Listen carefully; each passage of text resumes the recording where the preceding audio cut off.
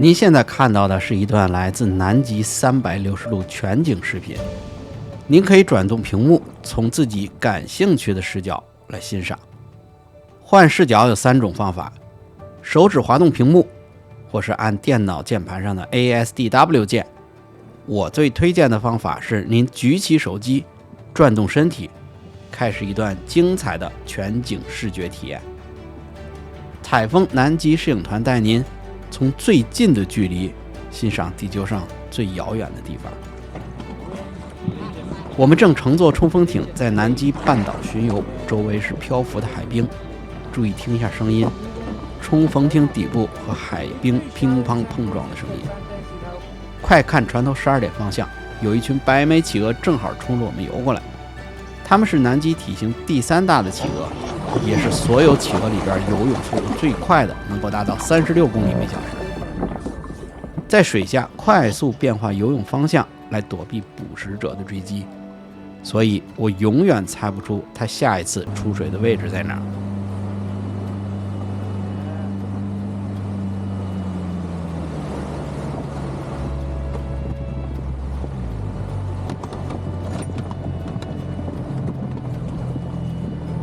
您现在所处的位置大概是南纬64度，这些浮冰来自远处冰川跌落的碎片，或者其他塌落冰盖飘过来留在海洋里边的。您可以通过海水看到水面以下巨大幽蓝色的冰山的主体部分，终于理解了什么叫冰山一角。四周冰山和浮冰就像刚做好的大奶油蛋糕和桌子上的面包渣一样，眼前是总想舔一口的风景。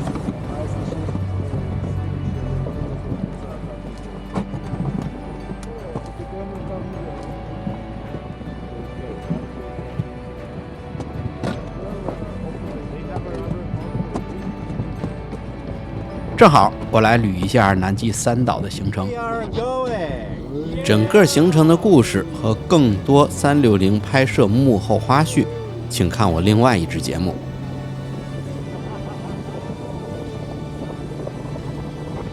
这是福克兰群岛南乔治亚岛南极半岛的大环线，第一站福克兰群岛的 West Point 是在南大西洋上的一个荒芜的小岛，但是上面有我最喜欢的鸟类。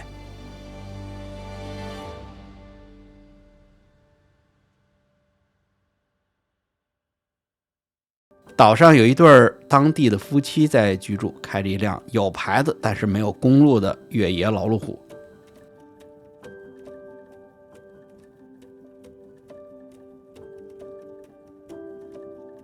岛屿位于南大西洋，距离南美大陆大概500公里，您可以从 Google Map 上找到它的位置。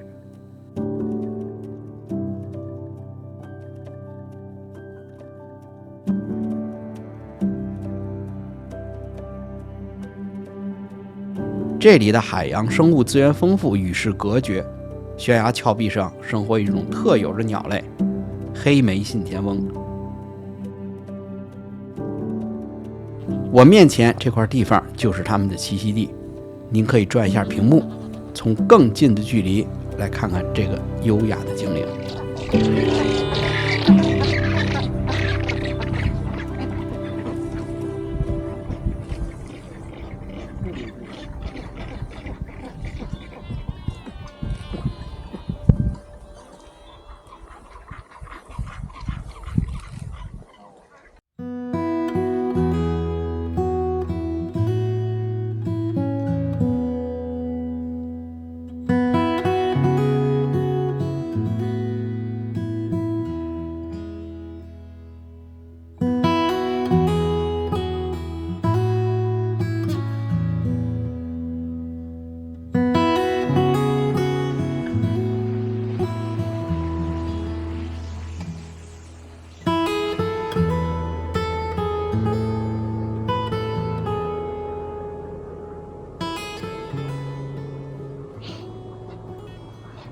刚才早上起来看见2只灰头信天翁从山上划过，老远我就知道是信天翁，因为这只鸟的识别度太高了。那个细细窄窄长长那个翅膀，缩成很小的一个身体，然后尤其它在飞行的这个姿态，几乎很少这个扇动翅膀，就是靠这个滑翔在天空非常快速的这个飘过。你看着它飞翔，就是一个极其享受的事情。然后在有时候划过海边的时候，还用翼尖挑一下那个海水，啊，当看见这个生物的时候，说实话，当时鼻子一酸。看见它的时候，你就知道你真正到达了南极这个海域。有人说你为什么会喜欢南极？我觉得你现在此情此刻看到的环境，就是我喜欢它的原因之一。这个地方极其的纯净，纯净到没法用言形容，词穷。本来语文老师死得又早，但是你自己感受吧。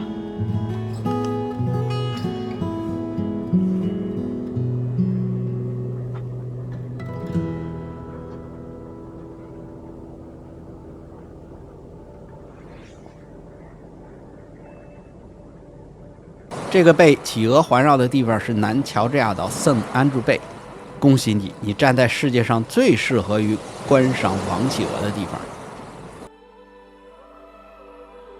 剩下的时间交给您，感受一下被一群好奇的企鹅围观的奇妙经历。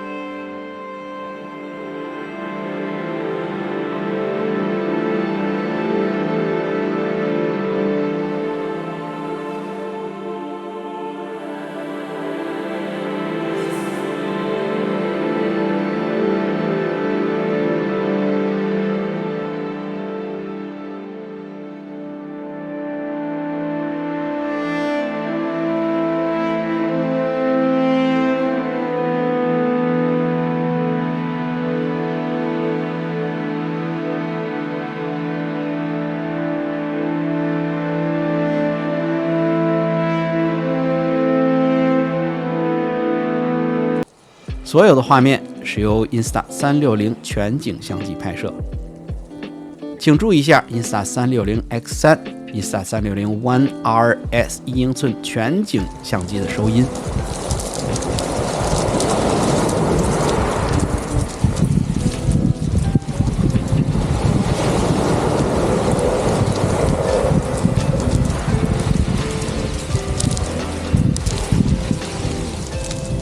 企鹅踩着石头经过您身边，海浪冲上石头海滩，海水退去的声音。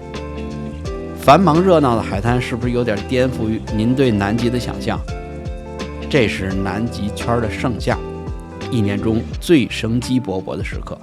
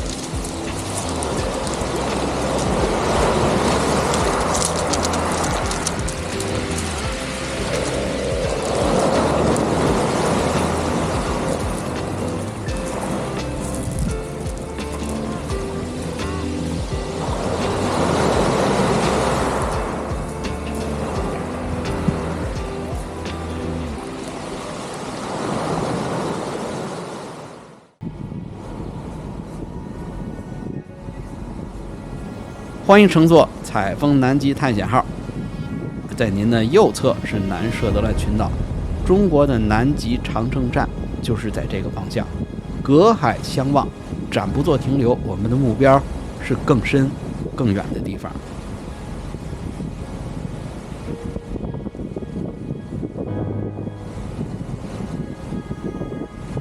您现在看到这个天气，是我们能够遇上南极最好的气候条件。眼前的影像与100年前没有太大的变化。这一路基本上是我们走过了人类探索南极历史的这条路线。中国的长城站，还有1916年沙克尔顿船长寻求救援的 Stamnes Bay， 不得不赞叹这些勇敢而好奇的先驱们。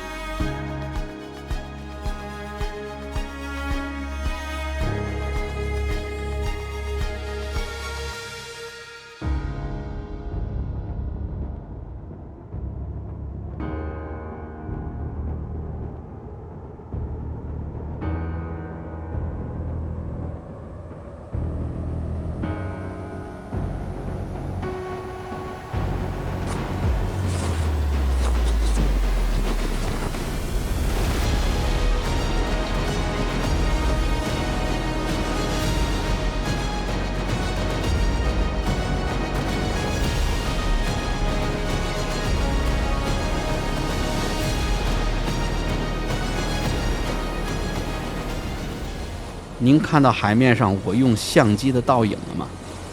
我是在回放的时候才发现这个细节。Insta360相机可以隐藏自己的自拍杆，但是无法隐藏它自己在这个世界上存在过的痕迹。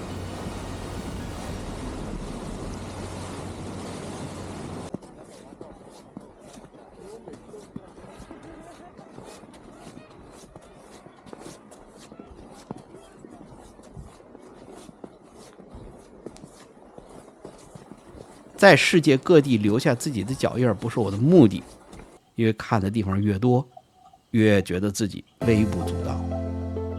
希望仅有此片能让大家身临其境地感受自然，珍惜爱护自然母亲给我们的一切。我是大马猫本，更多精彩欢迎订阅采风摄影生活杂志。采风南极圈深度摄影团，2024年1月，期待